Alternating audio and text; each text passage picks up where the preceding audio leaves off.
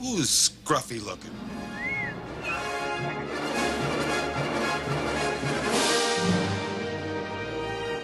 Welcome back to the Talking with My Hans channel, everybody. It's great to be back. If you're not a subscriber, that's totally understandable because I haven't uploaded in months, but I would love your support. Every sub means something, and you guys are the reasons I get home from work every day and think, I should make another video. Let's talk about Disney Plus Day, and for Star Wars fans, it was really Disney Plus 20 minutes. We got a neat little trailer for the Boba Fett documentary that's now streaming over on the platform. More importantly, we got a Kenobi sizzle reel. This would normally be pretty big news. The unfortunate thing is that most of us already saw it because someone, who is now most likely fired, prematurely uploaded it to YouTube. That video found its way to Star Wars, a Newsnet article, and it was all downhill from there.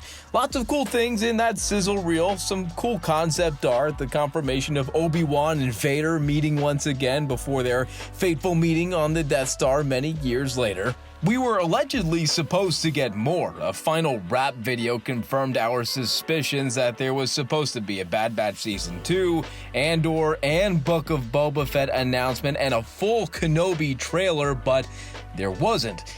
Two sizzles, nothing more. Marvel got a lot of nice reveals, but Star Wars was left in the dust and left fans shaking their heads and pointing fingers.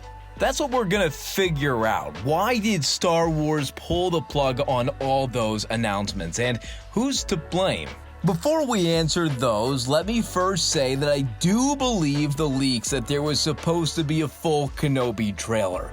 I've gone on record on this channel as being very critical of leakers, and I still am, but there's too many stories lining up from too many people that I respect across social media for this to be a coincidence. Some of the regulars like Corey Van Dyke and Star Wars Newsnet covered this, but it was Eckhart's Ladder that really tipped me off. He almost never does the leak scene, and he was convinced something was supposed to happen.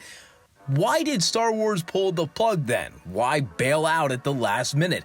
I've heard that Disney doesn't value Star Wars as much as Marvel. That's clearly not true. Star Wars brings in billions for Disney. I'd argue Disney Plus wouldn't be a platform without the people that subscribe for Star Wars alone.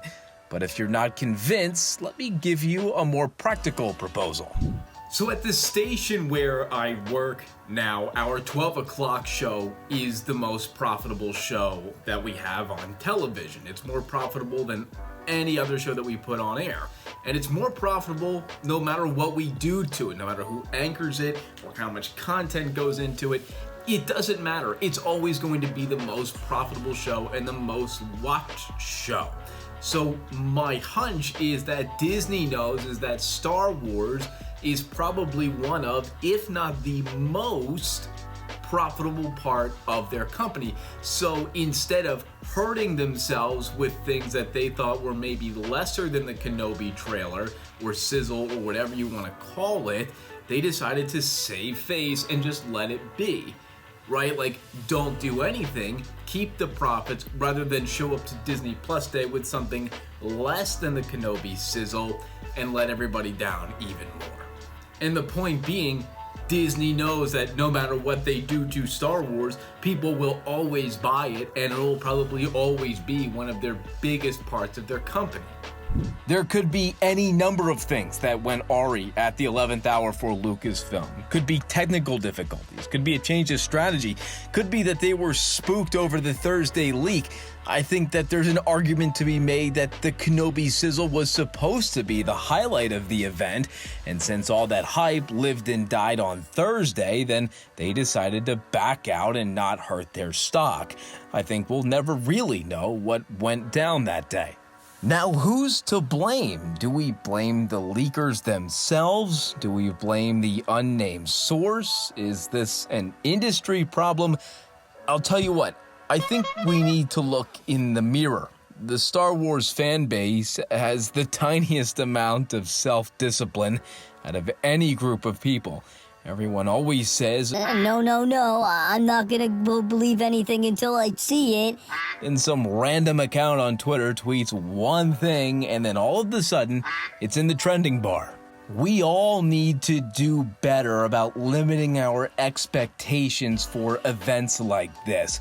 As much as we think we know about Lucasfilm, we actually know nothing. These decisions take place behind locked doors with the ultimate higher-ups of one of the most secretive, publicly traded companies in the history of humans.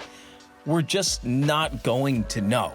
In fact, we probably should have listened to old Ben himself all those years ago. Do they? The truth is often what we make of it. You heard what you wanted to hear, believed what you wanted to believe. And now the only one who has gained anything from all of this is... Me.